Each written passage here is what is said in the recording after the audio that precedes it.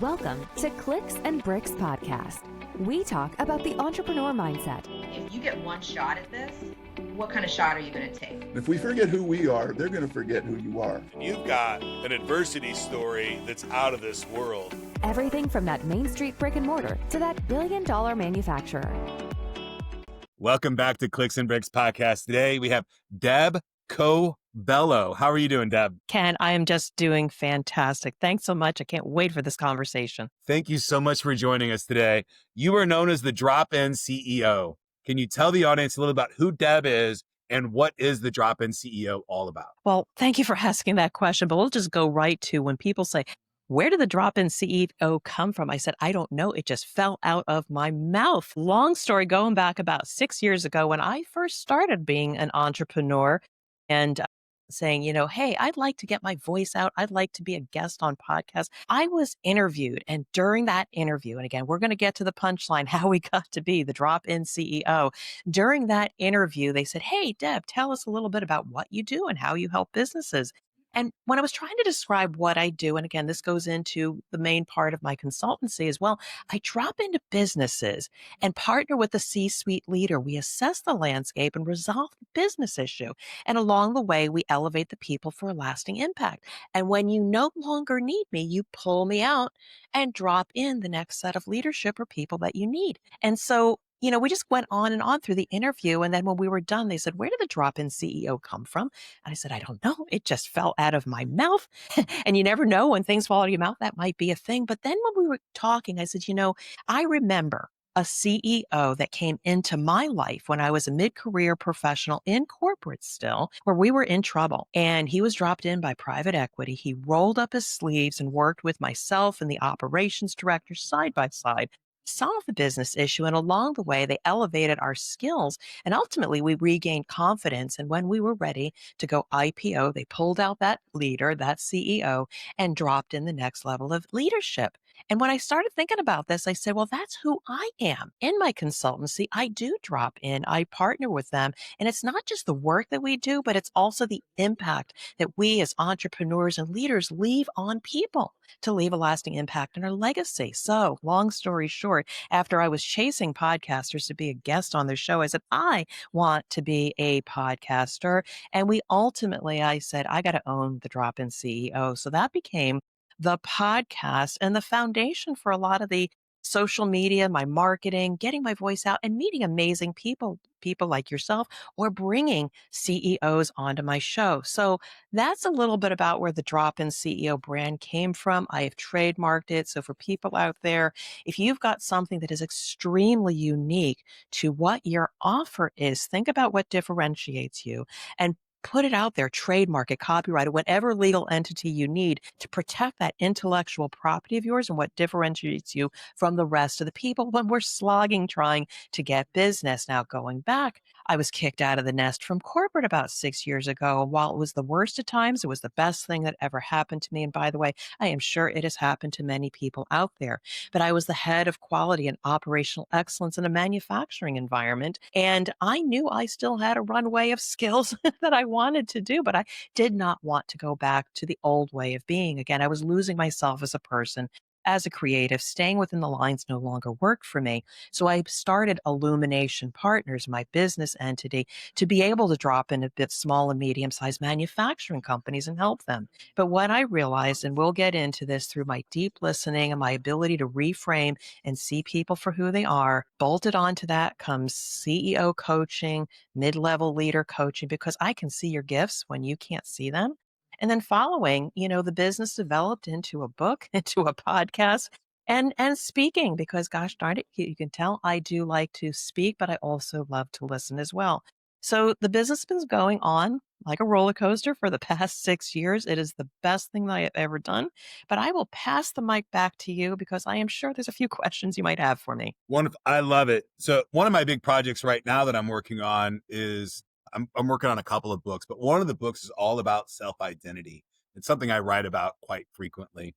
And you use the phrase, I needed to own the name. And I just want to know, I understand the legality of the trademarks and protecting your assets and defending your position and all those things. But I think for me, for the longest time, I didn't like being called an entrepreneur. I liked being called an operator or a business owner. And I didn't like that word entrepreneur for some reason until I was in Entrepreneur Magazine that I really started accepting that as a name of one of my personas. Can you tell us the importance of, you said the word own the name, and that struck me as pretty hard thing to do. Why is that so important? Well, one of the things that I realized when I first started my own business, the first thing that I was doing was getting my PowerPoints together, my one sheets, my business cards. And then I realized, wait a second, none of this copy really matters if I have no clients. So then I realized I had to switch over and start networking heavily. And I soon learned that consultants, one name for who we are, fractional leaders, another name for who we are. You blend in, and there is no way that you're going to be able to catch up all those other people. Now, I'll give credit to a book, and I also interviewed her. Dory Clark wrote a book called Stand Out. And, interesting, society teaches us to conform, and we sometimes put labels on those people that are creative and outcast because they stand out. But at the end of the day, when it comes to business, and business is tough, you are competing for building trust and capturing people's attention. If you come up with this amazing phrase that absolutely describes who you are, like I'm the pipeline plumber, that's a salesperson, or, I am the gladiator of X because it's who you are and it's your interest, you got to stand out and don't be afraid to own it, because at the end of the day, you're going to be there and say, well, maybe I got to go back to corporate. I can't get any business.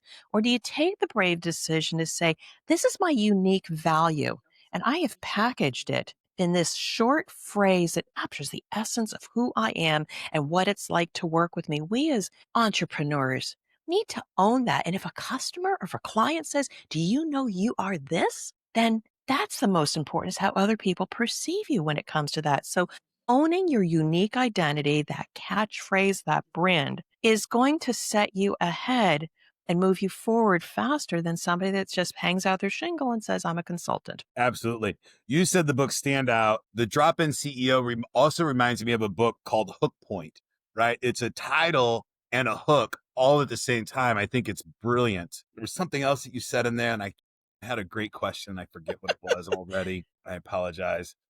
It's funny, you mentioned Gladiator as one of your personas that you said, Gladiator of X. I write about gladiators all the time, and I have a gladiator program, the Gladiator Way, and in my boxing school, we're the gladiators. And I license that out to other gyms across the country, and it's beautiful. Yeah, I mean, we have to go with it. We are more than just business people. We have engagement in community and in family and our profession, or maybe you play sports with a group of people and they say, you get a nickname. Well, that is who we are as human beings, and we shouldn't be so segregating our personal persona from our business, because at the end of the day, clients want to do business with humans, not necessarily business entities. So as soon as you can stand out and it's like, oh, you're memorable. Standing out and being memorable is the first step in building that trust. And again, eventually, potentially getting that engagement with somebody. Yes. And the only thing that's better than being better than your competitor is being different than your competitor. Amen. Deb, you're known as the Drop-In CEO and founder of Illumination Partners. Yeah. Helping leaders break through transitions. Big thing. What was the pivotal career moment when you realized you were being kicked out of the nest and needed a whole new way to lead? Oh my goodness. Yeah. So I will say, first of all, being in corporate, it was glorious for all the opportunities that I had to raise to higher level leadership and travel and all the resources I know. So I'm not negative about corporate, but it got to a point, and I hope this resonates with people out there. It got to a point that I could no longer conform. I was, making changes. I was already evolving as a leader. And a quick story, this is a real interesting one. I was struggling a little bit with how am I going to move my team from being last place out of 4 regions to number 2. And I realized, I need to do something differently, because just working harder and working through the initiatives was not getting the desired result. So when we went for this global meeting, I still had nothing written. I started exploring, well, who was I as a leader and what did I see as a different outcome? And at the end of the day, what was crystal clear for me is I don't want people to work so hard, 12, 14-hour days. I want people to struggle less so they can spend more time with themselves, with their family, with their community. That was really my ultimate goal. So I realized I had to change as a leader, not necessarily be the firefighter and the solution provider, but what could I do to remove the barriers and elevate the confidence and capability of my people people. So with this renewed awareness of my leadership changes, and then I gave the presentation to share with everybody, how was I going to lead differently? And then we were going to get to these initiatives. Later feedback totally demoralized me. They said, Deb, this was very nice that you had this self discovery about who you were going to be as a leader, but you didn't spend enough time talking about those projects and initiatives. And I was so deflated. But here's the point. During lunch, my peers said to me, Deb, we love your presentation. If we keep hiring the same kind of leaders, we're going to get the same kind of result. And with that moment, I realized I was onto something that I no longer fit in the mold. Now, mind you, I exercised that. I became that leader. My region went from number 4 to number 2 out of 4 regions. So I knew I had a recipe for success. And so fast forward, when I formed the business entity of Illumination Partners, yes, I can solve business issues. But the greatest thing that we can do is while we're there is to help elevate the skills and the confidence of not only the CEO that we're working with, and also the people there. And again, Illumination Partners is about light. It's about shining a light on the people and their gifts and leaning into that and removing the barriers so people can achieve their gifts. That's who I became as a leader in corporate. And I now bring that forward into my business, Illumination Partners, as the drop-in CEO. Yeah, corporate America's not for me. It's a very rigid place to live, especially for leadership, right? Because leaders are we're designed to kind of break the mold. We want to push the envelope, but in a corporate America, it's very structured. You got to follow the process, that standard operating procedure, and they create systems. Hopefully, a good corporation creates systems outside of the corporation for those kinds of leaders to play and execute at a different way than inside that box. Yeah. Not every corporation does that. Very few do it, but when you find that, it's special. But what I want to do is lean into that. There is a reason for structure and processes Absolutely. because as the company gets bigger, you need to manage bigger and bigger risk. And if you don't have those fail safes in place and that structure and those processes for auditing and assuring compliance, you can put your customers and your business at significant risk. So there is a purpose for that. But the interesting thing in corporate is as I was moving up the ladder when I was getting my performance reviews, we said, Deb, you got a good rating, but you need to be more creative. Okay. And no guidance in corporate. What does it mean to be more creative? And then the funny thing is, as soon as I got more creative, as I moved up the corporate ladder, Deb, that's fine, but we need you to stay within the lines and just get the results, which then leads into another talking point. We can talk about it is about stop chasing results and start pursuing peace of mind is a new way of thinking because the getting just results is not sustainable. So we can go there, but I'd rather move forward into what we can share with your audience about what are some of the things they really should be thinking about. Absolutely. After decades in quality and operations across industries, you shifted to consulting and leadership coaching. What sparked that leap?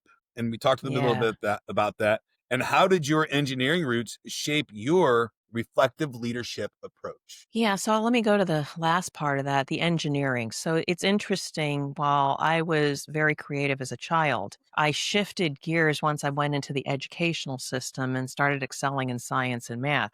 I really thought I was going to be a journalist or a writer or actor or something like that based on my early aspirations. But what happened along the way, and it served me well, is that I learned how to problem solve. I went into engineering, which later I applied to manufacturing and cut my teeth in quality and operational excellence, how to make things better, faster, cheaper, safer. It's a noble pursuit with great success and reward. But here's the thing that I realized along the way is that, being really good at your technical craft will only get you so far. I just started feeling like I was seeing people and I saw the barriers and struggles that they were having. And with time, so being a technical leader, you have to have good listening skills. You need to be able to see and hear and feel the problem amidst everybody going here, there, and everywhere. A lot of people, when you're trying to solve a problem, scatter and they're just firing at everything. I honed my skill in the area of quality and operational excellence to very clearly understand what is the root cause and what is the problem. So that's where I bring clarity to conversations. But here's the thing. So then people are technically good, but sometimes you find people are not able to interface with each other. They don't communicate really well. And those are the barriers that leaders should be focusing on. So over time, when I built trust with people, I look deeply. Why are they getting along? Why aren't they getting the results? And when I focus my efforts more on human processes and how they think, and do they have confidence, and do they know how to handle challenging conversations? Do they know how to message for influence?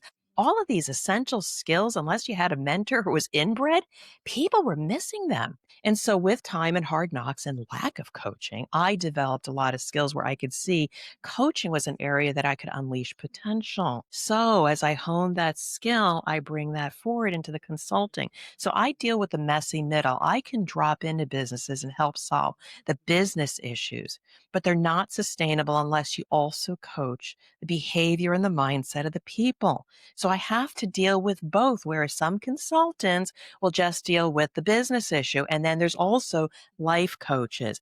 I kind of deal with both, which also makes me stand out. Absolutely. And that piece, the human resource piece of business is so wildly important, especially now as we go into 2025, the world's changing so much, or as we're leaving 2025 now, right? It's changing so much and people have access to so much data and so much knowledge that really it's about the personalities and can you meld together more now than I think it's ever been.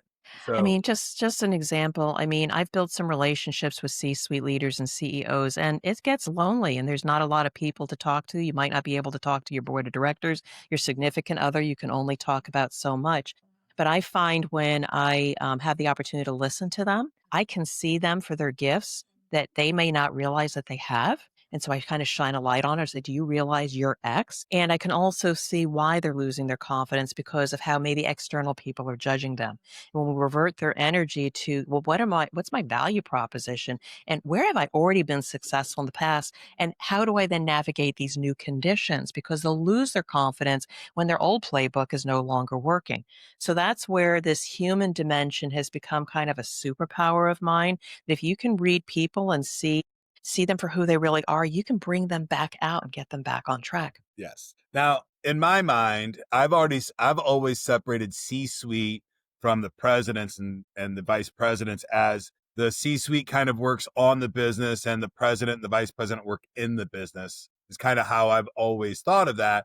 As a drop-in CEO, you're kind of saying, no, I'm kind of acting as a CEO and president at the same time. So it sounds almost to me like you're a great fit for a company that doesn't have a CEO to come in and help that president and vice president team kind of get there so that they start working on the business a little more than working in the business. Is that a fair assumption? Yes and no. I prefer not to be profiled based on that. What I find is I kind of plug and play wherever I'm needed. I partner with a CEO or president of a company. They have a business issue. They just tell me what they want done and I get it done.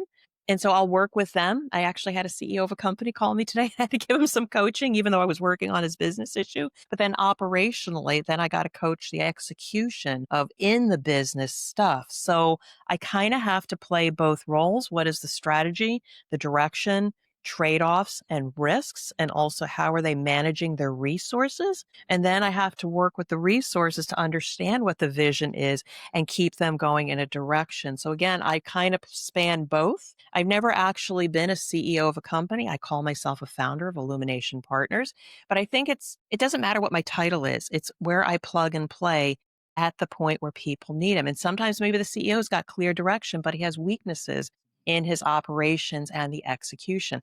I span both of those. And so for your listeners out there, just make sure you don't put yourself in a box of, I just do this or just do that. Look at what your skills are and see where you can flex those, because the more dynamic and flexible and adaptable you are, the more, again, you differentiate yourself to be able to solve a multitude of problems versus maybe just one particular lane. Absolutely. And I want to dive into that a little bit more before we go Mhm. to the next question. We're not Because going I to have get this through all the problem. questions.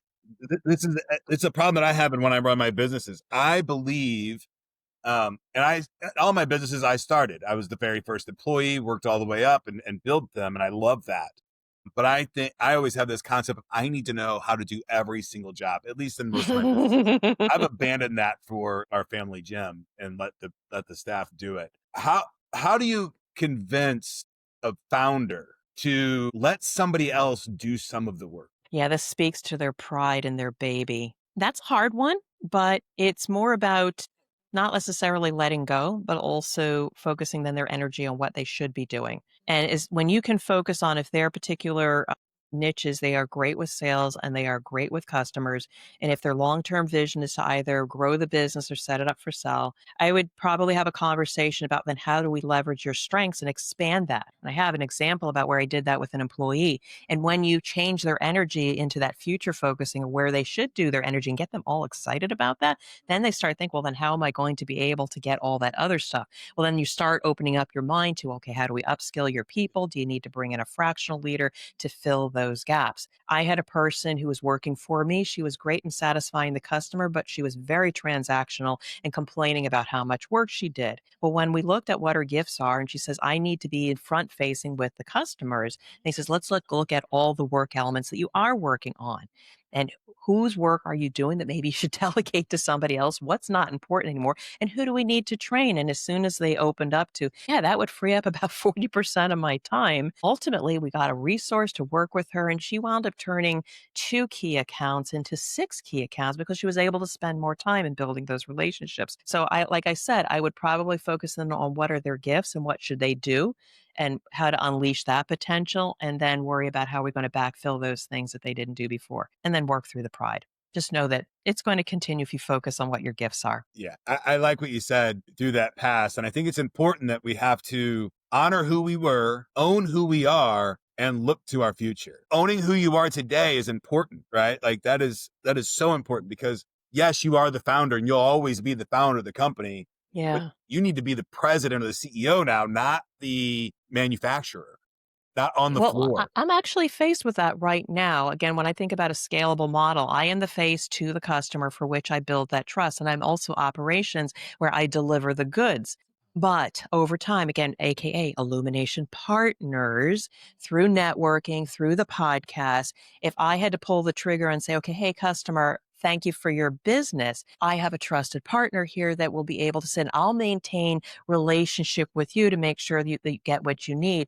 But I've got a whole Rolodex, if we still use those these days. I have a whole database of people I can bring in that I trust. So as business owners, yes, you are the trusted partner, but think about who can you network to build an arsenal of resources so you can scale the business and do the work that you need to do. Deb, your book, The CEO Compass, Yeah. maps a leader's path back to alignment. Alignment. Yeah, we'll go there. Which compass point, purpose, people, process, pride, performance, or platform do you see leaders losing first and why? Well, let's go to the most important one is the northernmost compass point, peace of mind. If you don't even know what peace of mind is or your true north, how can you ever aim for it? So that's really the first thing that I talk about is understand what then does it look like to have peace of mind? Because most leaders are just trying to get the sales and they're trying to get stuff out on time at a right quality level, et cetera. They're focusing on the results, but those are lagging indicators. Peace of mind is the first thing that they need to understand is what would it look like to have peace of mind? And for me, it's when your people that you have in your care or your team members are so close to your customer and take care of your customer and they understand what's so critical for your customer. Ultimately, with time, when you unleash their potential, they are going to deliver on the results sustainably and get you to peace of mind. So when you see your people firing on all engines or all cylinders, you know that you can say, you know, I can spend more time golfing or I can spend more time building more customer relationships. But what I find that is missing, again, those 7 compass points that lead you to peace of mind, probably the people compass point is what's missing. And we talked about this earlier about how do we help business owners trust relinquishing responsibilities from their people? Well, maybe we haven't developed their skills or their confidence or unleashed their potential. Maybe they're an introvert and they don't know how to act with their other people. We need to understand the human, the people that we have, and where are their barriers for interfacing or getting their processes done successfully. We hire good people. When we focus on unleashing people potential, little by little, if we were off track and we always had to micromanage, we're building back that confidence and capability of their people, for which now maybe they just consult or inform you of what they're doing versus constantly you being the cog in that wheel that they have to go to all the time. So message to all leaders out there, founders, make sure you give all the support you need to your people. Focus on their skills that might be getting in the way of their performance. And when you do that, little by little, you're going to start seeing the results come and you're going to have peace of mind. Again, the northernmost compass point. Absolutely. As the leader, it's your job to create processes that you can hand your jobs off to other people as your business grows. And it's really important to do that. Now, peace of mind. I have a quote that I've been saying a lot lately, and I'm not sure if I've coined it or not, but there's no peace in limbo. So you have to know where you're headed, right? You can't be wishy-washy with your Purpose. decisions. Yeah. You have to make decisions. You have to move forward. And that is where you will find your peace of mind. And that is the true purpose, because as business owners, we might say, I just deliver a service. Well, is that really your purpose? No, it's just a transaction. So as an entrepreneur, you need to have that clear vision, because as you bring people on the bus, they need to be following you towards that vision. So yeah, so we could talk about more compass points, but it's one of those things I'm seeing in leaders, that peace of mind is ultimately where they need to be focusing. I could debate it for days, but I highly agree with you Woohoo. that it is one of the highest pieces. And because if you don't have that, you're going to fail out. And I would say health and peace of mind are pretty close together. No, You have to we'll talk take about care of health. yourself first. If you're not taking care of you, the airline even tells you, put your mask on first and then help the next person, right? That's your job as a leader, and you have to own that position throughout the entire thing. It's really, really important. And if you don't have your gas mask, if you don't have your mask on, then everybody under you is suffocating as well. And again, if your audience is, those business owners that are trying to race and network and hustle, hustle, hustle, I might propose, having done that for over 5 years, that the hustle's good, but you need to be doing it in the right place, and maybe you don't have to work as hard.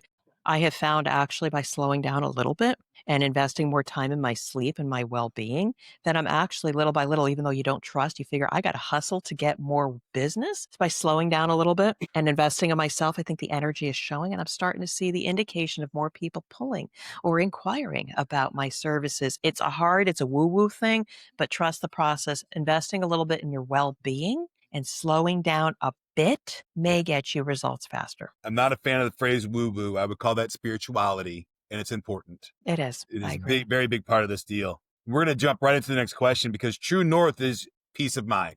Yeah. That's your true north. How do you help C-suite executives pivot from chasing the short-term results to pursuing that?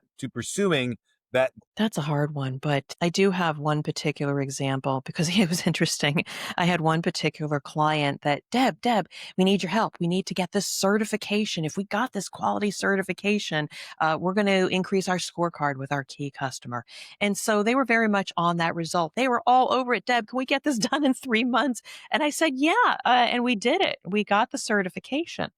But what they didn't realize, and this is something that they learned along the way, was it wasn't easy to get the certification. They had gaps. But when they looked at their business and where those gaps are, one, they realized they didn't have a robust training model, and they were relying on these seasoned people that had been with them 20, 30, 40 years. So what happens if something happens to one of them? All that intellectual property goes aside. So by the way, we need to develop a training program so we can sustain the knowledge within the business. We also needed to audit and verify our processes, because we found a few people that maybe were hiding behind their knowledge or not sharing information. When you trust but verify, and there's processes for that auditing, they were able to see actually how their business was running. So long story short, not only after we got that certification did they get an increase in business, but then they also learned important things about maybe upskilling some of the people. So training was important, hiring the right people, supplementing some of the seasoned people with some new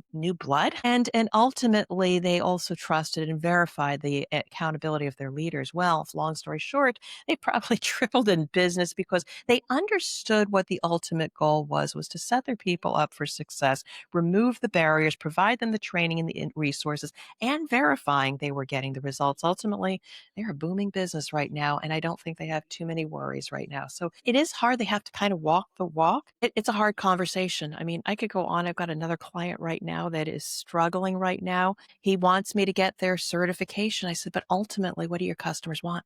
They want confidence that you're going to produce a good quality product. So I kind of help their eyes up that getting the confidence is really what their peace of mind is. Getting the certificate is more of just a result. So Yeah, it's a I see that a dance. lot. I do appreciate the Ronald Reagan quote. I love it. What's that? The Ronald Reagan quote is trust but verify. Well, yeah. I mean, in terms of risk management and the work that I actually do, I mean, trust and verify, because even if you verify and you find some gaps, sometimes it's unknowingly, but Yeah. verification is like your insurance policy. From my work, and I'm just going to give the audience my tip here, because I think it's valid. From my work in addiction recovery and neuro coaching and training elite athletes, the first thing I do in a business, and when I walk in, if it doesn't have it already, is I establish a SMAC, or a set of core values. And a SMAC is systematic, methodical, and consistent rule set. I feel like if the entire team is running on the same core values, that when decisions need to be made and the team has come up with those core values together, that they have something to lean on in the moment. And that has transitioned teams in a way that I've never seen before. And unfortunately, I've only been doing that exercise for about the past 10 years. And had I been doing that for the past 30, I've been a different ballgame than I am today. So you coach leaders to choose clarity. What was one moment in your own leadership journey where choosing slow unlocked a major breakthrough? Well, one of the things that I realized, and I think I talked a little bit about this before, was clarity amidst chaos. Well, I did talk about that I spent some time trying to understand what was my leadership purpose and how I was going to lead differently. And my peers felt that, yep, you need to do that. And then I used that new type of leadership, removing barriers and helping to elevate the capability and confidence of my people. I did get the results, but I started getting the clarity of like, I'm starting to feel uncomfortable. Like I am starting to get more stressed. Even though we were having a lot of challenges and issues to resolve, I was starting to exceed my capacity to de-stress myself. And so there came great clarity when I said to my husband, and again, this is where leaders need to kind of also trust the chemistry and their gut, because maybe we are trained to be very intellectual about, I can meet this challenge. I will, make different decisions. But my body was starting to say, I can't de-stress myself anymore. I've exceeded my capacity to manage my well-being. And I said to my husband, something's got to change. Something has to change. I don't know what. Well, what then happened several months later was I was segregated from the company, and not necessarily for cause. It was very interesting. They didn't actually say, well, because you did this. No, it was more of like, okay, we're going to part ways, but you get to decide what your end date is. You get to decide to tell people what your story is for leaving. And it was done on very amicable terms. So for whatever the reason was, when I said something had to change, I probably had a sixth sense about something had to change, and change did happen. So with that leaning into that, I was given a perfect opportunity to say, okay, now that I'm on my own, I had a little bit of a runway. What do I want to do next? The clarity came to me that I was no longer meant to be in a corporate role, that I was meant to move forward into something else that returned me back to my roots of being the creative that I once was before I was led down the path of conformity to pursue a career in engineering and manufacturing, which served me well, but no longer fed my soul. And while I still practice my technical craft, helping small and medium-sized businesses, I am now that creative. I get to talk to great people like you, share my thoughts. I get to write. I don't sing or dance. Maybe I am a little bit here, but I get to be me, unfiltered, and also do the quality work while speaking and moderating and doing all that. So clarity came at a tough juncture in my career, but with that came me returning to who I once was and working on my own terms. Boom. I love it. I think that entrepreneurs are artists. I think not all, but the people that create new companies and new ideas and new concepts, right? There's different kinds of business owners. I've always considered myself an artist. I actually left the entertainment industry to go into IT in 1999 because it was so creative, and I loved it for a very long time. And as my deals got bigger, I ended up more compliance and, all that stuff, and kind of lost it for a long time. So I definitely resonate with the losing your creativity to the grind of business and then refinding it again is such a liberating experience. And congratulations for taking that journey and finding it. I think it's a better way to go. I think it's better to lose it and find it again than it is to never have lost it before. And I'm a much better person for it. And people say, Dad, we can't believe your transformation. Mom, you seem much more relaxed. Well, mind you, behind the scenes, the entrepreneur is on this roller coaster. But in general, I am more relaxed. I still stress about things, but I think I have better coping skills, and it's all with that greater purpose in mind. Yes, my calm is confusing to people from time to time. Investing in people is your definition of human-centric leadership. What low-cost, practical move have you seen deliver the biggest ROI in team transformation? The funny thing is, we speak English, we know how to communicate, but we fail to be able to communicate. It's interesting. So, we are groomed to deliver information, but what I find is there's not a lot of training for people and human interactions, because we are trained as siloed subject matter experts to deliver on information. But I find that there is a lot of untapped potential in how people interact. So I think I do a lot of training for mid-career professionals that get to a level of excellence, but then maybe they're promoted into leadership positions and then they don't know how to influence. They don't know how to manage challenging conversations. They don't know how to give feedback in positive, constructive ways. There's so many things that are missing from their repertoire. So I find when I have an opportunity to say, hey, let me give you a framework for even asking for feedback. Maybe you got a boss that doesn't give feedback. Ask them, hey, I want some feedback. What should I continue to do? Word number one, continue. That's a superpower. I just want to know, what do I do well that you want me to continue? What should I start doing? Again, this is getting them to be very specific. What should I start doing that is gonna leverage what I really do well? Because then I can keep doing that. I love doing stuff and building on that. And then thirdly, what should I change? That if I don't change this thing or behavior, it might detract from the great stuff that I do. So I'll give these quick tips to say, hey, if you don't have a great system, here's how to ask for feedback, or here's how to deliver feedback in a way that's positive and actionable. Because when you ask for feedback and say, how am I doing? They say, fine. What the heck can you do with the word fine? Or let me get back to you. And then you get crickets. So there's little things like that that I find are transformational when I deliver those bits, or how to have a confident conversation amidst the challenge or the gaps that you might have. Those are the things that I find transform individuals that are so missing. And that's one of my whys. Why do I put out a podcast? Because I want to support those people that don't have a support system. That's why I do what I do. And I think that's why we're here right now. Absolutely. One of the first things that I tell new management that's going to report to me is, when you're bring me symptoms, don't bring me what you think a solution might be.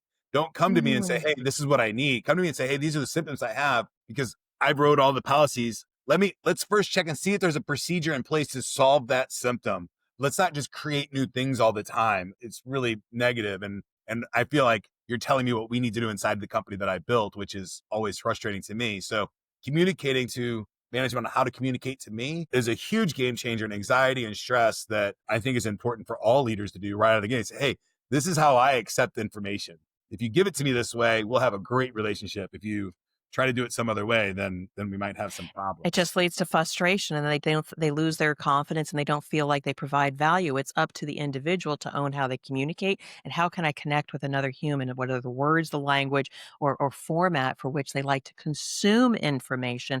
Communication is two-way, and I coined this phrase. It's not two-way communication, it's two-way understanding. My husband had some construction in our house, and he alerted my daughter and I when the construction would happen, and we work out of the home. Well, the construction happened and my day was completely disrupted. I couldn't conduct business because it was so noisy. And he says, I told you when they were going to come. I said, but I didn't understand what then was the impact on me. So when you communicate, not only make sure that they understand what, but they might understand the why and the how and the impact. That will lead to a better result. Yeah, I have a problem of over communicating the potential consequences. I'm very familiar with this, and I get aggravated when people don't overly explain the consequences to me, because I've been in trouble in my life. So I tend to overdo that. And then it really aggravates my wife. She does not like it. She's like, well, you don't have to be so detrimental on this piece. I'm like, yeah, but I think you need to know what the consequence is before we go down this path, because the consequence can happen. Like, even if it's a 1% chance, it can happen.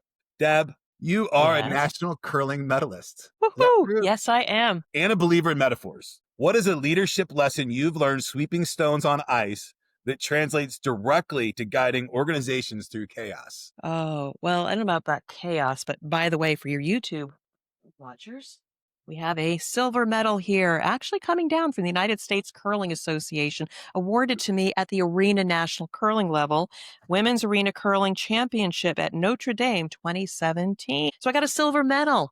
Skip, my captain, was so upset. We didn't get the gold. I said, wait a second, I got a medal. I'm good. But going back a little bit in my curling years, I've been curling for 17 years. When I was in my 5th year, I learned a big curling lesson. I was at a 5 and under, kind of a younger age group competition.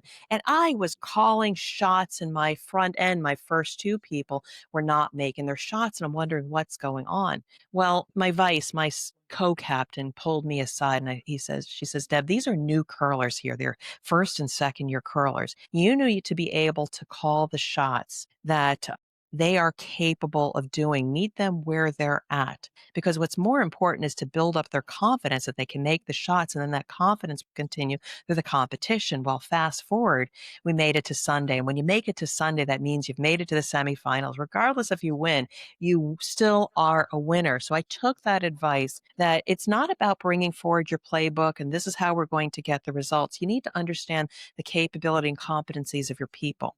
And then try to, as we've talked about before, unleashing their potential, leaning into their strengths, and then maybe leaving them all Hail Mary shots for me, but lean into their strengths and leverage the best that I have with their skills at that point in time. That was a great leadership lesson that resonates in business. I absolutely love it. One of the things I loved coaching youth boxing is that I get to tell them stepping in the ring, you've won. Doesn't matter what happens, the outcome. 1% of the planet gets to even compete at this level, right? So that just being able to compete at a level with other people that have trained like you is an honor all in itself. And that's just being able to, the opportunity is the way I to go. know. I mean, I cherish it now. I try to share the love of the sport and the sportsmanship and the community to others. That's my legacy. I'm not going to be competing as much, but that's not important because I got the medal. And now it's how can I build this sport of curling and the Yeah. pleasure of it for others? The doctors don't want me to compete anymore either. 2022 is my last rodeo. Anyway, as a mentor and the host of the Drop-In CEO podcast, what's the most powerful question that you ask someone that you've just met to help them start refining their leadership compass? Well, I ask the question, what keeps you up at night? What keeps you up at night, not being able to sleep, really cuts to the core of what's bothering your mind. Because again, leaders can intellectualize and say, okay, I know how to cut corners and save money, et cetera. But at the end of the day, if you can't sleep, there's something else tugging at you. So I do ask that question during the interviews because it makes people think a little bit. When you ask about challenges, they'd say, well, I had this thing and I brought in this consultant and here's how we saved the day. Again, intellectualizing and making it a transaction. When I say, what keeps you up at night? Then you get to the soul of like, I have people in my care. I'm not sure if I can make payroll. I care about these people. I might impact their lives. I don't want to do that. I don't want that to be how I am remembered. So when you get them to talk about that a little bit, you get into a little bit of a deeper conversation to understand more to the root cause or the problem that we need to solve, because leaders might say, I need a consultant to help reduce my costs. But if you don't have peace of mind, what keeps you up at night, we also might have to deal with, is there something about your leadership style? How do you communicate the strategy to your people? How do you execute? Maybe you shouldn't be executing. Maybe you need a chief operations officer instead of you running the show. Question, what keeps you up at night, really reveals a little bit more about what might be the symptoms and problems we need to address. Wonderful. I love it. Deb, we're coming to the end of this episode, and I've had such a great time just hanging out, talking with you. If someone wanted to work with you, how would they reach out and find you? So first of all, Ken, I just want to say thank you so much for having me on the show. I just love the challenging questions. You keep me dancing on my feet a little bit here. But the easiest way to get a hold of me is, again, guess what? dropinceo.com. That is my website. Easiest way to get a hold of me. And just also, my playground is on LinkedIn. You can find me there and also on the Drop-In CEO YouTube channel. But I would love for you to connect with me. Just go to my contact page. Also, potentially, I've got a gift for you. So go to dropinceo.com/gift, and you can get a free chapter from my book, The CEO's Compass, either in my voice reading it or in a PDF. I'd love for you to just sample some of my work in here because it might spark you saying, you know what, maybe I need to talk to Deb. So again, Ken, I want to thank you so much for the opportunity. Thank you for joining us. So the very last question that we have is straight from the diary of a CEO. Stephen has all of his guests to write a question for their next guest, and he sells the deck of cards. So you can buy these right on Amazon, and they're phenomenal questions. Your question is from Jay Shetty, and they're handwritten, so they're not the easiest thing to read, especially for me. If you were on your deathbed and could leave only one lesson behind, what would it be? The lesson that I would leave behind on my deathbed is just knowing that because I was here in this world and I made a human connection, I may have changed the trajectory of who they are, to know that I've made a difference. So it's either with my children, it's the people that might be listening to this podcast. On my deathbed, I would want to know that every human interaction I have had has had a positive impact on people and potentially changed the trajectory of their thinking or what they do. That's the best I can do. My advice would be to pursue the things that make you happy at your highest potential level at all times while you're here on this earth. We don't have a whole lot of time, and joy is the destination. So, and if you're out there and you're watching this episode and you've got a tip or trick on that you want to share with the world, please leave it in the comments. Deb, thank you so much for having us today. I appreciate you. Thanks so much, Ken.